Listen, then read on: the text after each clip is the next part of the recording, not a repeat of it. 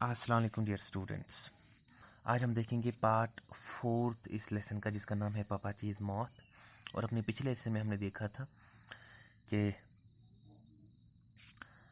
पापाची को अपने बेटे चक्कू ने, जो कि ऑक्सफोर्ड यूनिवर्सिटी में ज़ेर तालीम थे और छुट्टियों के लिए घर आए हुए थे, जब उन्होंने देखा कि पापाची मामाची को पीट रहे हैं, डांट रहे हैं, मार रहे हैं, और वो कमरे में घुस गए और उनका हाथ पकड़कर उन्हें ये कहा कि आइंदा ऐसा नहीं होना चाहिए, कम से कम मैं ये बर्दाश्त नहीं करूँगा।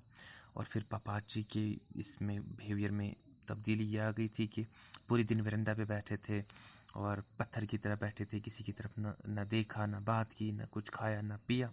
और शाम को महागनी रॉकिंग चेयर उनकी जो थी उसको बाहर निकाल करके ड्राइव वे पे टुकड़े टुकड़े कर दिया। और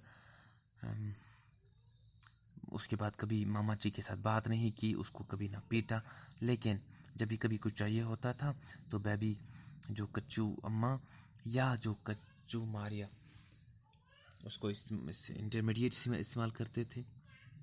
और यहाँ से आगे हम आज देखेंगे। In the evenings when he new visitors were expected, शाम को जब उन्हें कभी ये पता चलता था कि आज किसी मेहमान को आने का प्रोग्राम है, he would sit on the verandah and sew buttons that were not missing on to his shirts.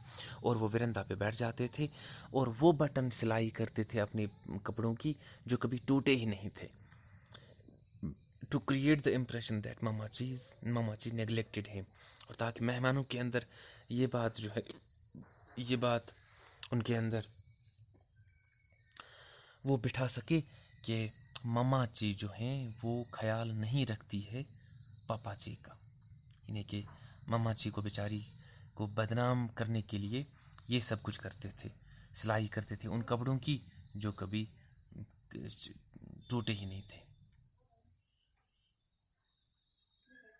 To some small degree he did succeed in further corroding Eminem's view of working wives। और किसी हद तक वो उस चीज़ को कायम रखने में बहुत कामयाब थे कि जो बदसलूकियाँ एमिनम के इलाके में मर्द लोग अपनी औरतों के साथ करते थे, वो बदसलूकी कायम रखने में बिल्कुल पापाची जो हैं कामयाब थे। He brought the sky blue Plymouth from an old English man in Munnar।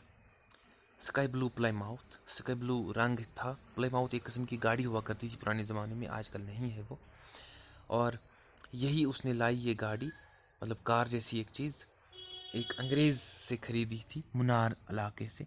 He became a familiar site in Eminem.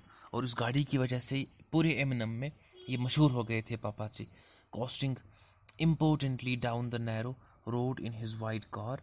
और बड़े बड़े फ़खराना तरीके से उस वो जो तंग गली इनके घर की तरफ जाती थी उसमें बैठ कर के जाते थे, लुकिंग आउटवर्डली एलिगेंट, और बाहर बहुत खुश दिखाई देते थे जब वो शीशों से देखते थे लोगों की तरफ।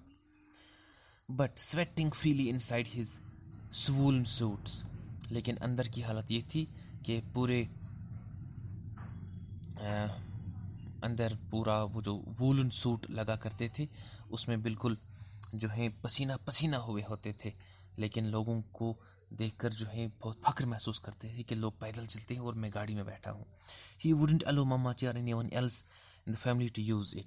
मामाची को या किसी को भी फैमिली में से इजाज़त नहीं था कि वो पापाची की गाड़ी में बैठे या उसको इस्तेमाल करे। The Plymouth was Pappachi's revenge. और ये पूरे घर वालों के साथ पापाची का ये बिहेवियर जो है बदला था कि आप जो है इसको इस्तेमाल नहीं कर सकते हो इस गाड़ी का। Pappachi had been an imperial entomologist at the Pusa institute. और पापाची जो थे एम्पीरियल एंटमोलॉजिस्ट थे पूसा इंस्टीट्यूट में। ये इंस्टीट्यूट का नाम था पूसा इंस्टीट्यूट।